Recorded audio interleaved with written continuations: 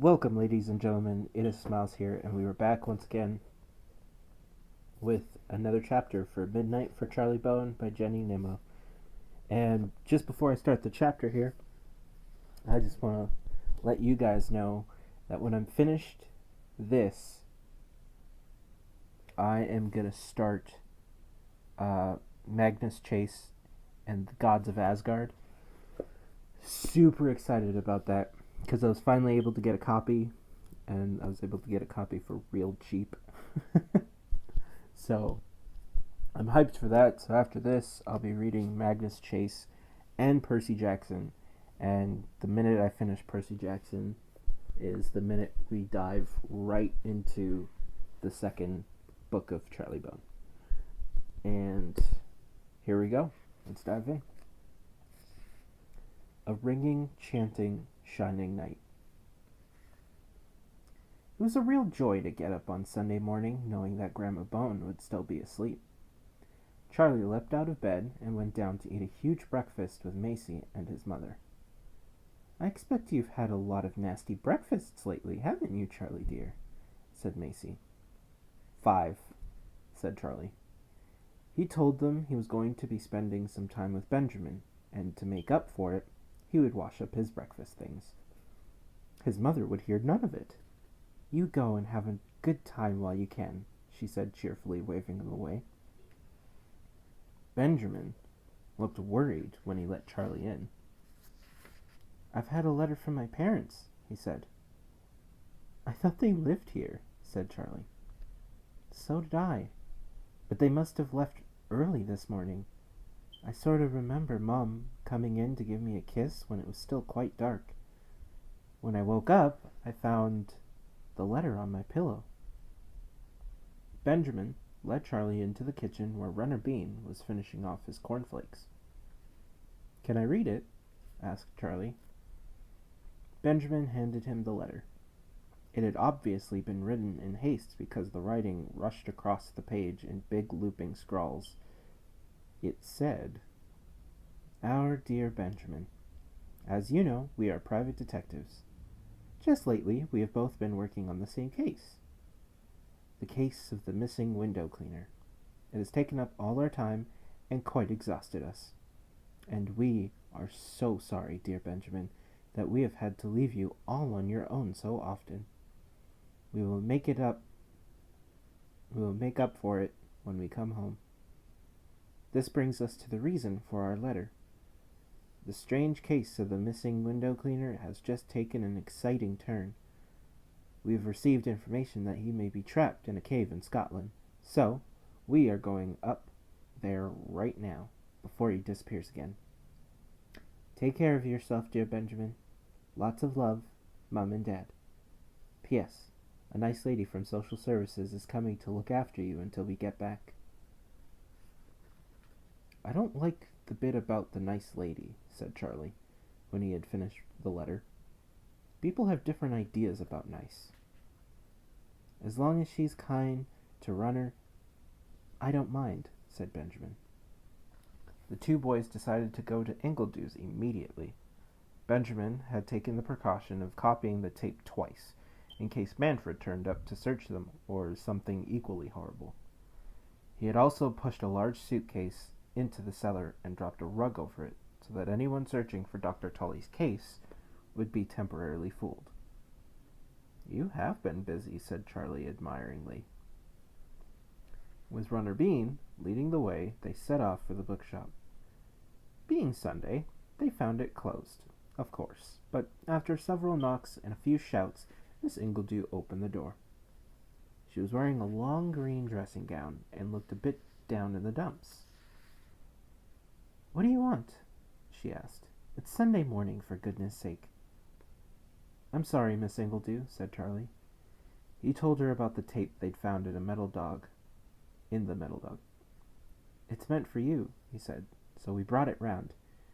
It'll tell you everything about your niece. She's in the academy, and we think we can wake her up." "Wake her up? What are you talking about?" "You'd better come in, both of you." She glanced at Runner Bean. "He doesn't eat books, does he?" Never, said Benjamin. They followed Miss Ingledew through the curtains and into her cozy book-lined sitting room, Runner Bean taking great care not to knock over the little towers of books scattered on the floor. Miss Ingledew put the tape into a rather dusty-looking tape recorder and motioned the boys to sit. They squeezed themselves into the only empty armchair, the others being full of books and papers, while Miss Ingledew perched on the edge of her desk. She pressed play, and Dr. Tully's voice rumbled out into the room. The boys watched Miss Ingledew's face as she listened. Several times she shook her head, and often she wiped her eyes. Now and again she exclaimed, "Oh no!" And when the tape finally ended, she murmured, "I remember that day so well. A very strange thing happened. I should have guessed." "What sort of strange thing?" asked Charlie. "Cats," said Miss Ingledew. "Cats." Charlie sat up. "I don't know where they came from, but the day little Emma was due to leave, they suddenly appeared in my kitchen. They caused a fire by knocking a tea cloth onto the gas ring. It took quite a while to put it out. Their coats were very bright. Red, orange, and yellow. And they kept circling the baby as if they were trying to protect her. They gave Dr. Tully a nasty scratch on his face when he finally lifted her away. One of them is in the photo," Charlie said. "I dare say it is," said Miss Ingledew. "They were everywhere, but when Emma left, they vanished." She rubbed her forehead. "So poor little Emma is asleep. This is all so extraordinary." "She's hypnotized," said Charlie. "Manfred did it to me, only he's done it much worse to her. But it's wearing off, Miss Ingledew. I heard them talking about your niece, and Manfred said he was getting tired, getting fed up, because he had to keep putting her under. So it shouldn't take too much to wake her up, and we think we've got the thing that'll do it." "But who is she, Charlie?" "We think she's a girl called Amelia Moon," said Charlie. "She has fair hair and her eyes are very blue, sort of dreamy. She doesn't say much, but she's very good at drawing." "Nancy," murmured Miss Ingledew. "She sounds just like my sister Nancy. Oh, how I wish I could meet her." "Leave it to us, Miss Ingledew," said Charlie, jumping up. "We'll find a way to wake her up, and then she can come and live with you." Miss Ingledew gasped. "Is that possible?" "Perhaps she's happy where she is, living with the Moon people." "She doesn't look very happy," said Charlie. "She probably doesn't even know she can fly." "Isn't that something?" Benjamin remarked. "I wish I could fly." "I think it's very unlikely that Emma can fly. Dr. Tully certainly never mentioned it before." Miss Ingledew swung herself off the desk. "I can't thank you enough, Charlie, and you, Benjamin," she said. "You've given me hope. Let me know as soon as you need me, won't you?" "You bet," said Charlie. He had just glimpsed a tiny bit of glass shining in her hair, and wondered how he could bring up the subject of the unfortunate glass popping. He had to do it, for his uncle's sake. But Runner Bean was barking excitedly, and they were already through the curtains, making for the door. Charlie stopped suddenly, cleared his throat, and said, "About my uncle, Miss Ingledew." She went very red. "I'd rather not talk about that," she said. "But it was an accident." "An accident? It was most embarrassing." "I mean the light bulbs, Miss Ingledew. My uncle couldn't help himself. Light bulbs? She didn't understand. Your uncle walked out on me. Well, ran out to be precise. Anyone would have thought I was an ogress. Not at all. Quite the opposite. It was because he thought you were beautiful that it happened. Seeing Miss Ingledew's puzzled expression, Charlie plunged straight in and told her the truth about his uncle's peculiar gift. She stared at Charlie, first in disbelief, and then in horror. Finally, a sort of alarm crossed her face. I see, she muttered. How unusual. He'd really like to see you again, Charlie went on hopefully. Said Miss Ingledew. I'm feeling rather tired now, boys. She opened the door, and they dutifully stepped out. The door was closed very firmly behind them. I didn't know your uncle did that kind of thing, said Benjamin. Don't tell anyone, said Charlie. Perhaps I shouldn't have told Miss Ingledew, but Uncle Peyton is desperate to see her again, so I thought it would be best to tell the truth. If you ask me, it scared her off, said Benjamin cheerfully. Next up, Fidelios. Go on, I got a map of where he lives.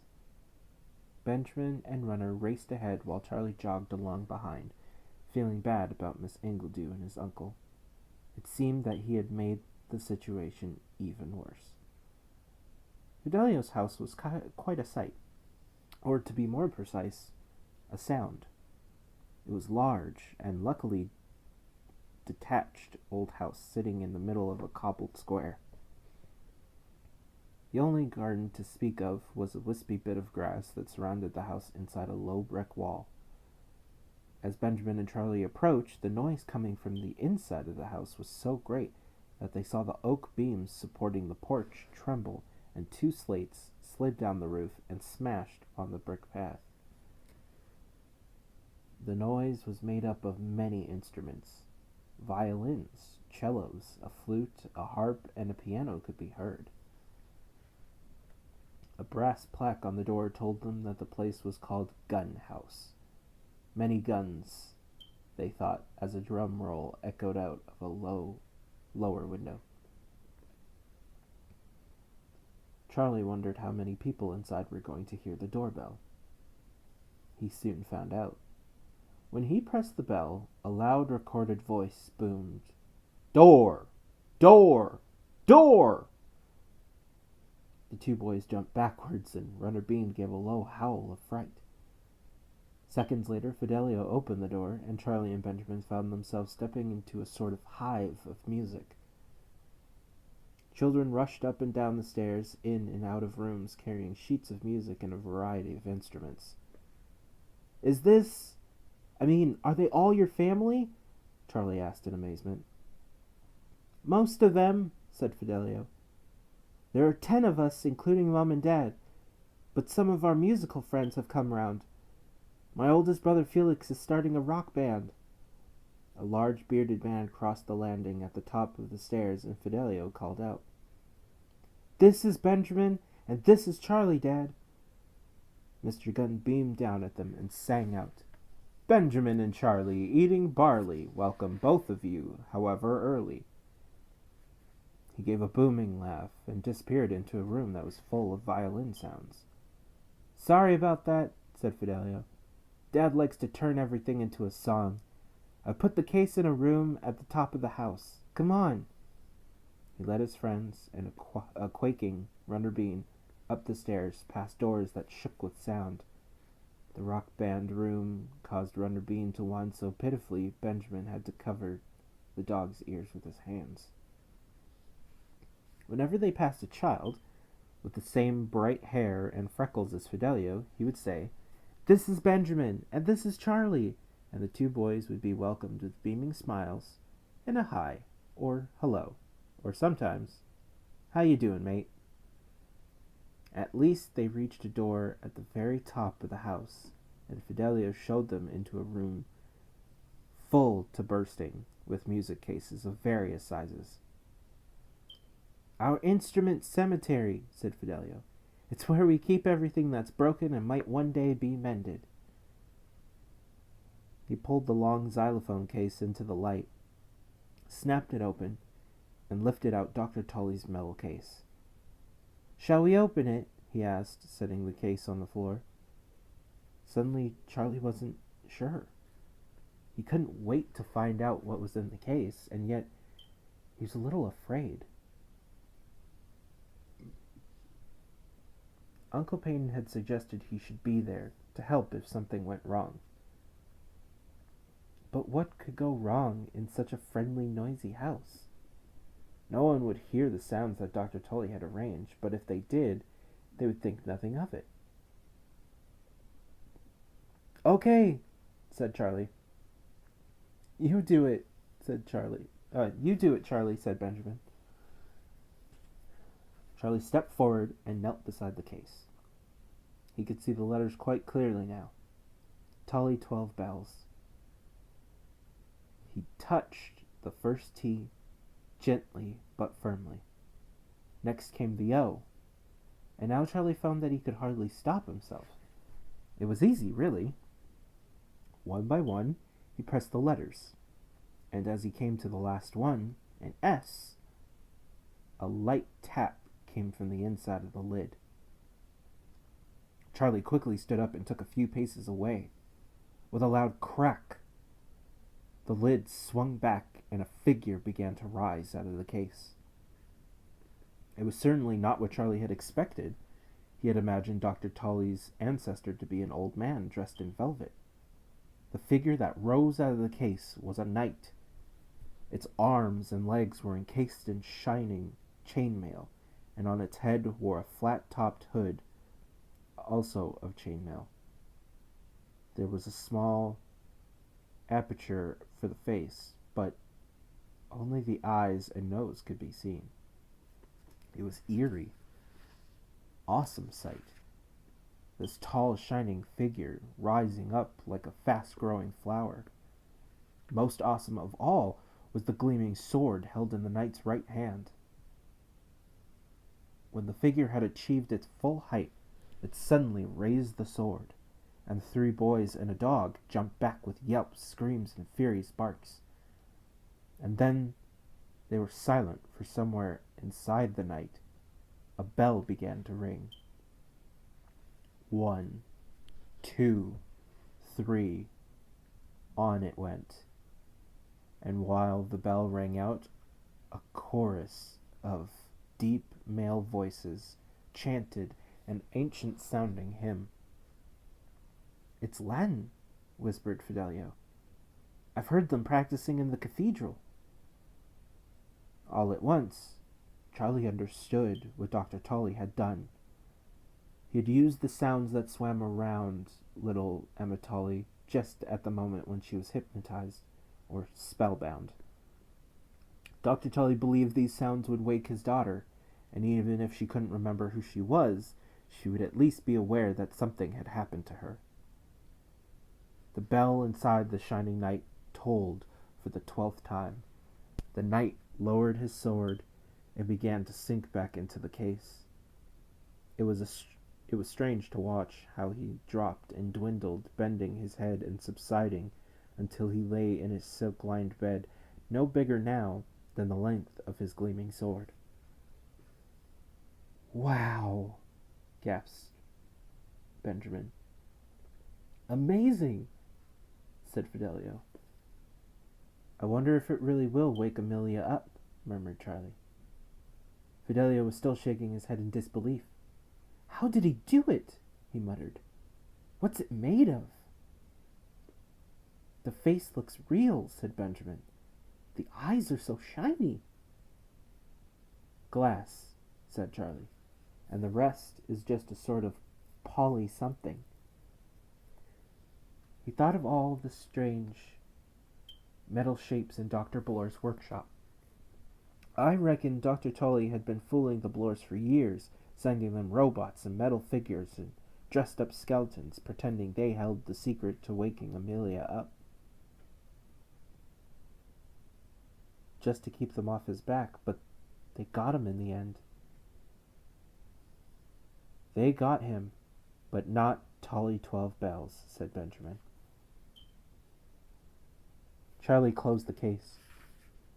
Do you think it'll be safe here until next weekend? He asked Fidelio. Course it will. But we'll need a girl to help us if we're going to get Amelia here. No problem, said Charlie. Olivia Vertigo loves this kind of thing. The three boys made their way back through the musical house, and this time they met Mrs. Gunn, who had the same bright hair and freckles as everyone else in the family. She was carrying a double bass across the hall, but took the time to pat each boy fondly on the head as she passed.